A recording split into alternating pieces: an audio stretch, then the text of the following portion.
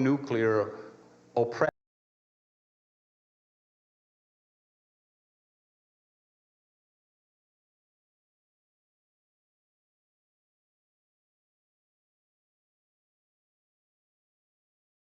We're faced with a very serious situation in this generation. There are insane people who wish to rule the world. They wish to continue to rule the world on violence and repression. And we are all the victims of that violence and repression. We, as the indigenous people of the Western Hemisphere, have been resisting this violence and this oppression for 500 years. We know that the black people have been resisting it for at least that long. And we know that the white people have had to endure it thousands of years. And now it's come full swing to this generation that we live in. Nuclearization of the world. You see, this cannot be, we cannot allow this to continue to go on. We cannot do it. You see, and we cannot expect that the pro-nuclear oppressor, that other side, we cannot expect that they're going to change for us. They are going to become more brutal. They're going to become more repressive because it's a matter of dollars and their illusionary concepts of power. We have to reestablish our identity. We have to understand who we are and where we fit in the natural order of the world, because our oppressor deals in illusions. They tell us that it is power, but it is not power. They may have all the guns and they may have all the racist laws and judges and they may control all the money, but that is not power. These are imitations of power, and they are only power because in our minds we allow it to be power. But it's all an imitation. Racism and violence, racism and guns, economics, the brutality of the American corporate state way of life is nothing more than violence and repression, and it has nothing to do with power. It is brutality. It is a lack of a sane, it's a lack of a sane balance. The people who have created this system and they perpetuate this system, they are out of balance. They have made us out of balance. They have come into our minds and they've come into our hearts and they've programmed us because we live in this society, and they've put us out of balance. And because we are out of balance, we no longer have the power to deal with them. They have conquered us as a natural power. See, we are power. They deal in violence and repression. We are power. We are a part of the natural world. All of the things of the natural world are a natural part of the creation and feed off the energy of our sacred Mother Earth. We are power. But they have separated us from our spiritual connection to the earth, so people feel powerless. We look at the oppressor and we look at the enemy because they have the most guns and the most lies and the most money. People start to feel powerless. We are power. We are a natural part of the creation. We were put here on this sacred Mother Earth to serve a purpose. And somewhere in the history of people, we're forgetting what the purpose is. The purpose is to honor the earth. The purpose is to protect the earth. The purpose is to live in balance with the earth. The earth is our mother. And we will never free ourselves as human people. We will never free ourselves as sexual people. We will never free ourselves until we address the issue of how we live in balance with the earth. Because all of our resistance and all of our struggle is hollow, it's false, it's another one of those oppressors' hypocrisies. If we do not look out for the welfare of the earth first, because I do not care who it is, any child that turns on their mother is living in a terrible, terrible confusion. The earth is our mother. We must take care of the earth. They pollute. This oppressor, this machine that has gone mad and run amok, it is berserk. They keep telling us, progress. They keep telling us, face reality. Well, let's deal with reality. The reality is the earth can no longer take this attack. We can no longer allow this thing to continue where it's polluting the air. It's polluting the water. It's polluting our food. They pollute the air, they pollute the water, they pollute our food, they pollute our minds. They put us out of balance. They have made us be insecure with ourselves. They have put us into a situation where we have to play many roles. We got to be chauvinist, or we got to be on some kind of a class trip or some kind of an illusionary power trip. We got to play a role, see. We got to play a role to communicate with other people. We got to go through this charade because they have attacked our self-confidence. They have attacked our self-confidence, and they have made us to listen to them. They have made us to believe that they are power. But they are not. They are violent and they are brutal, but they are not power. We are a natural part of the earth. As a natural part of the earth, we have the energy and the power that is the earth. The earth will take care of us if we will remember the earth in more than just our words. If we will remember the earth in our way of life. We are all here to play a role, and all of the animals and all of the life on the earth is playing its proper role except the human people. Somehow we are betraying our purpose here, and that is why we live in the confusion that we live in. They tell us, they want us to believe that we are powerless. We are a natural part of the earth. We are an extension of that natural energy which is spirit and which is power. Power. A blizzard is power. An earthquake is power. A tornado is power.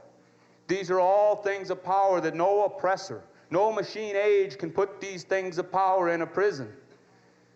No machine age can make these things of power submit to the machine age. That is natural power. And just as it takes millions and billions of elements to make a blizzard to happen, or to make the earthquake, to make the earth to move, then it's going to take millions and billions of us. We are power. We have that power. We have the potential for that power. I remember in the 60s and the 70s, and I heard all this thing about power to the people, and I never really understood, because everyone was saying power to the people, and they were talking about demonstrator, they were talking about vote, they were talking about dealing on the terms of the oppressor. Our power will come back to us. Our sense of balance will come back to us when we go back to the natural way of protecting and honoring the earth. If we have forgotten how to do it, and if we think that it looks overwhelming and we can never accomplish it, then all we have to do, and each of us as an individual can go out and we can find some spot on the earth that we could relate to. Feel that energy. Feel that power. That's where our safety will come. The earth will take care of us. We have to understand that the American corporate state will not take care of us. They do not care about us. Maximize their profit.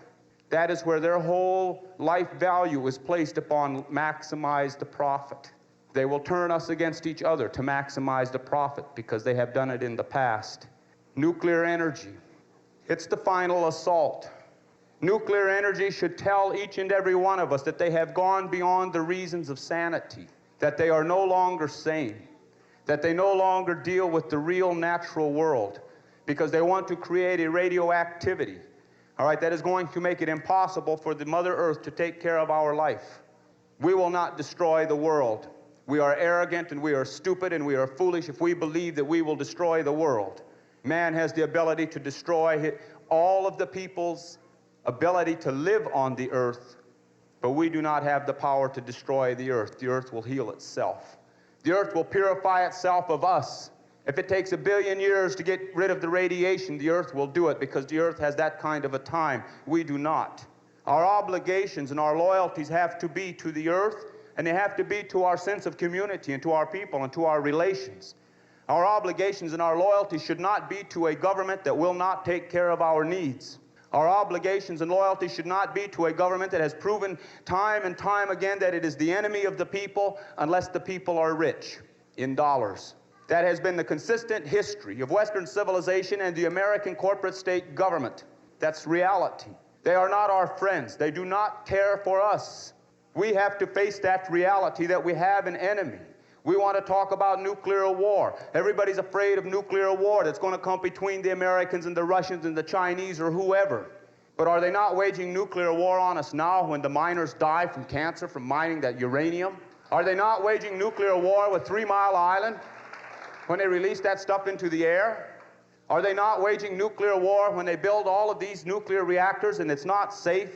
Are they not waging nuclear war when they attack the Indian people on their land, militarily attack the Indian people and racistly attack the Indian people so that they can get at the natural resources to feed their radioactive machine?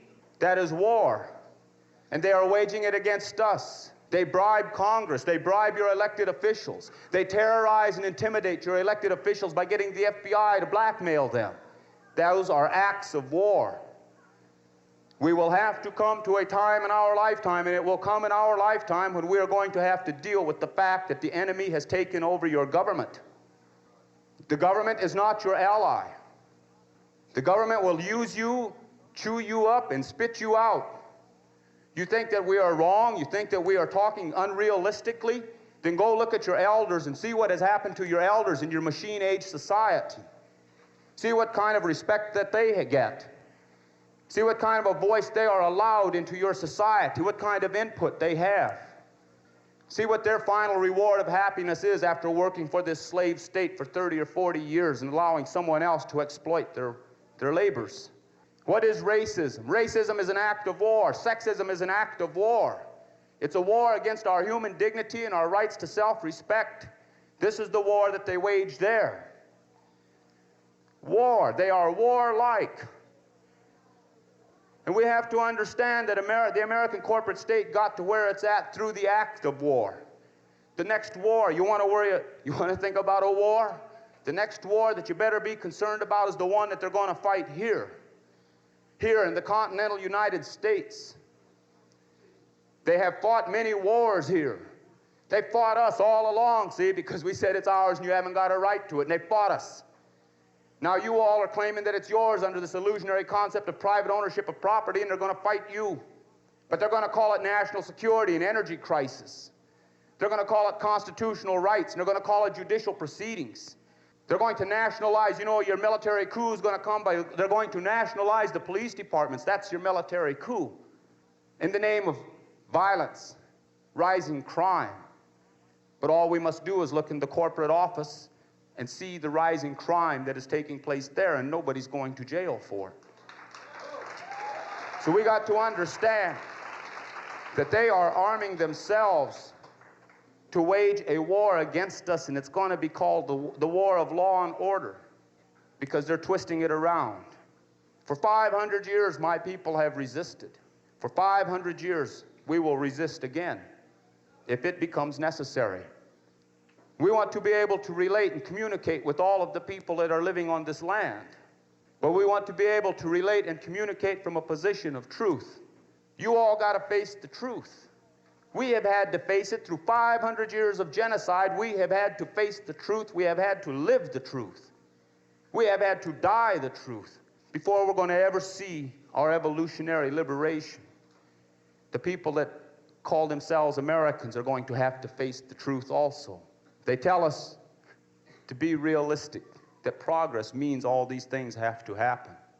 They tell us that we can't go back to the old way.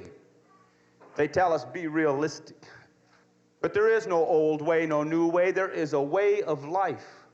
We must live in balance with the earth. We must do it. We have no choice. If we allow ourselves to be apathetic, or we allow ourselves to be lied to or tolerate their lies about what they are doing to the earth, then we are betraying our intention. We are betraying our purpose here. We cannot protect that seventh generation if we do not protect the earth. We cannot protect ourselves if we do not protect the earth. The earth gives us life, not the American government. The earth gives us life, not the multinational corporate government. The earth gives us life. We need to have the earth. We must have it. Otherwise, our life will be no more. So we must resist what they do. They want to break our spirit. They will do everything and anything to break our spirit, our will to live. We must learn to resist. We must learn to see. We must learn to look. We must learn to step out of this reactionaryism. All of our lives, they've had control of us through their schools and through their TV, their electronic media. They've had control of us all of our lives. They have programmed us. They have made us become reactionary. We don't think, we react to what they do. We don't think, we react to everything that they do, we react to it. They're setting us up in the 80s because they know consistently throughout the past the people have always reacted to what they have, to their manipulations of circumstance. They know that the people always react. They're counting on it in the 80s. See, and they outnumber us with guns. They outnumber us with money. They outnumber us with votes. They control all the machines that count the votes. They got it all stacked in their favor, except there's a key. The key is we must start thinking and stop reacting. The oppressor has no thinkers. They have no philosophers. It's all scientific. It's all economic. It's all manipulative. They have no thinkers. You go look and you deal with the enemy, and what the enemy does is the enemy will send somebody out on the street to hit you in the head, and the guy says, I'm only taking my orders. And if you can come from a position of strength to this guy that's hitting you in the head and say, hey, you got to stop hitting me in the head, we want to talk, then he says, well, I have to go to my superior to see. They have no thinkers either. If we will start to think and we will learn to see what reality really is, we will outnumber them through the thinking process. We will take our minds away from them, because through their manipulation of our mind, they control our spirit. And they know this is true. They tell us, they want us to believe that we are powerless. They want us to believe that we are becoming overwhelmed, that they can overwhelm us. You see, but they are paranoid. They are more paranoid than any of us are, no matter what happens to us. Because, they have to put people in here to come and listen to what we're saying so they can go back and tell. So they're afraid. They're afraid because they know we're talking about reality. Now, why are they afraid? They are afraid because they know that they are dealing with the illusions of power, which are based on the realities of violence and brutality.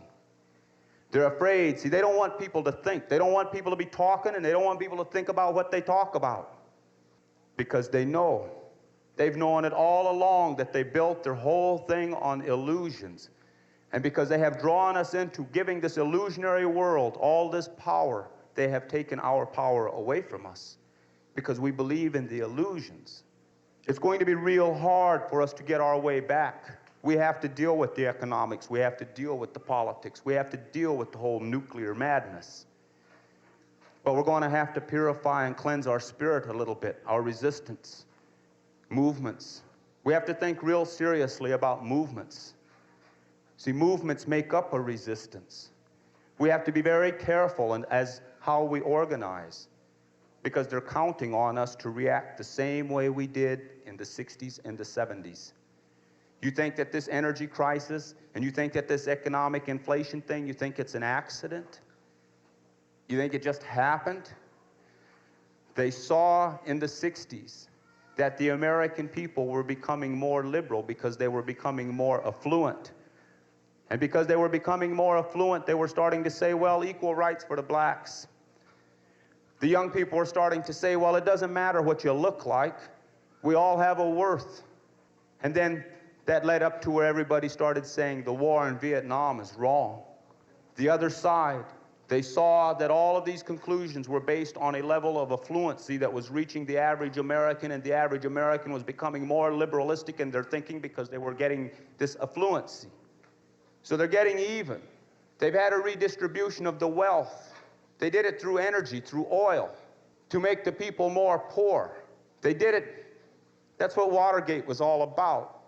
While everybody was looking at Richard Nixon and did he or didn't he, they had a redistribution of the wealth, and the price of gasoline and bread went up 100%. Now, if you didn't have Nixon to look at and be concerned about, then maybe you all would not have allowed them to raise these prices. But by the time that they got the prices raised by 100%, it was too late for the American people to ever recover and deal with it. They're getting even for the 60s and the 70s. Count on it. It's not an accident. You've got a racist, class, sexist, ruling class power structure that exists in the world, and it's composed of heavy industrialists, the people who are part machine. And they intend that they're going to keep their hold on the world economics. We live in a machine world, an industrialized world. We got to deal with race. 2/3 of the world's natural resources are on non-white land because that's where 2/3 of the world population is. 1/3 of the world's resources, because of technology coming out of the white land, 1/3 of the world's resources are almost totally used up.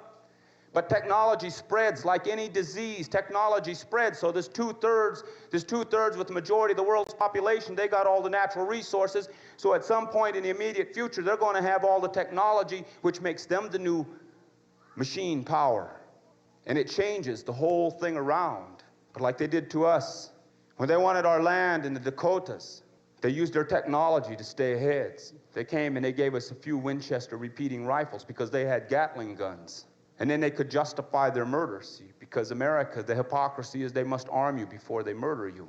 So that was how they went about it.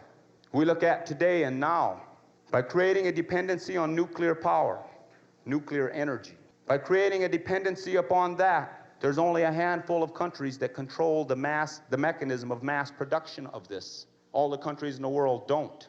And you watch where the nuclear bombs are going. They're going to places like Africa and the Middle East. And they're going to give some of these people some bombs in the hopes, and they'll even have some of these people drop one of these atom bombs on each other one of these days. See, they can afford to hand the bombs out there because these nations have no capability of delivering the bomb back to where it came from, be it the Soviet Union or America. They create a dependency on nuclear energy. Then everybody has to adjust their needs, see, and we stay dependent. And then through the end of it, before it's done, they intend to use their nuclear energy to be able to step into the third world and take the natural resources. It's all got to do with economics and racist power trips that have been in existence since before Christ. There's no need for it because of electricity, you know, for us to survive and resist. We are going to have to understand and recognize that we are energy because we are a natural part of the creation. And if we are going to effectively stand up to our enemy, we're going to have to be able to do it based upon our connection to the real truth, to reality. Our enemy is abusing the earth. Our enemy abuses us, abuses all of the sacred things of life. But we are an extension of the earth. We are energy and we are spirit. Before we will be strong enough to fight and stand up to the enemy, we are going to have to evaluate how we use our own energy. Are we misusing our own energy? Are we misusing ourselves? Because we got to deal with that before we can deal with being misused by someone else. Alternative energy. We are alternative energy. We are it. We have power. We must gear ourselves for a long struggle. We must never give up hope. We must never turn our back on it and say we're not going to make it. Because those who turn their back and say we're not going to make it, then they're not going to. That's it for them. But the spirit of the people, the spirit of the people, the spirit of the earth. We live in a natural world. We go through lives. All of our ancestors who were here before us, all of our relations who were here with us and went into the spirit world, see, they didn't go to heaven or hell. They're here. They are spirit power. We connect with them. They will help us. They will help us to survive this thing, this madness that is coming, this machine madness that is being imposed upon all of us. What we must do is we must seriously think and consider our situation today as human beings. Because we're talking about sexism and ageism and racism and classism. We're talking about a nuclear attack against the earth. We're talking about a lot of things. They want to confuse us with nuclear bombs. They want to confuse us with the draft. They want to confuse us with the whole economics. But we must take a little bit of time every day anyway and put some of that confusion to the side and think about who we are in relationship to the earth. The earth has the ability to heal, and the earth has the ability to help us. The earth is power. We're looking to the wrong source for our power. And the more we look to the wrong source, the more powerless we become. And they will attack. You take that flower power movement that was in the middle 60s. These were young white people coming out of middle America. And these were the ones that were saying it doesn't matter what you look like or how you dress or how much money you make. And they became a threat to America. So America attacked them. America attacked them with LSD and speed and heroin and drugs. America took them and discredited them and said they're no longer flower power children who come from your middle class homes. They are drug addicts. And they had a generation gap. See, but everybody was so caught up in mind expansionism and idealism, they said, well, the LSD is a good thing for us and we really want it because it helps us to grow and see. But I consider it to be an act of war. The CIA was experimenting with LSD specifically for that purpose, to use it in chemical warfare, and they saw a whole segment of the American public was turning into a consciousness that talked about true human life values, so they dropped their LSD bomb. You see, because mind expansion and consciousness alteration was taking place. That's what the civil rights movement was. That's what the flower power movement was. That's what the anti-war movement was. It was people whose minds and their consciousness was expanding and starting to become more realistic. So they turned around and they dropped a few things on us to divert our energy. So we have to be very careful. We must always think. We must always look to see, because there's an answer for everything that is going on if we're willing to take the time to look for it and to see it. We are power. We are energy. We are spirit. We are the people. We want to be free. We want our liberation. Then we must take the responsibility that goes with liberation and freedom, and that responsibility is to be able to take the time to analyze and to think and to feel things out to their logical conclusion. Stay with these things to the end, to the good conclusion. We cannot come and get involved in this for a year or 2 years. We must pick our way of life and we must live to it. And no matter how hard anybody here thinks that it is, you think about all of our relatives that are locked up in prison cells. Think about how hard it is for them. But they're strong enough to endure. Well, we're out here. We should be strong enough to endure also. Think about all the women and children and men, the people that have had to endure centuries and centuries of oppression. Strong enough to endure. We must do that. We must find a way to communicate with each other. We must find a way to have a more open human compassion. We must go back to the ways of the earth. It's the only way we're going to protect the unborn. We must never quit. We must be resistance. We must build a resistance that passes on the information and the knowledge of our mistakes to the next generation. We must not become too movement-oriented where we get caught up in our own arrogance because we're chasing a cause. We must build our power. And we must understand that we build strong. We must build to survive. Not to change the politics right now. We must build to survive. Because pretty soon, a lot of these conversations will not allow them to take place anymore. Pretty soon, we're going to have to be looking at each other in a way where we're allies. There's going to come a time in our lifetime, and many of us will see it. There's going to come a time where we're going to have to run to each other for safety. That time is coming. And anyone who refuses to believe it, anyone who still believes the American lie, that it can't happen here, then you have our sympathy. And we do not mean to offend you.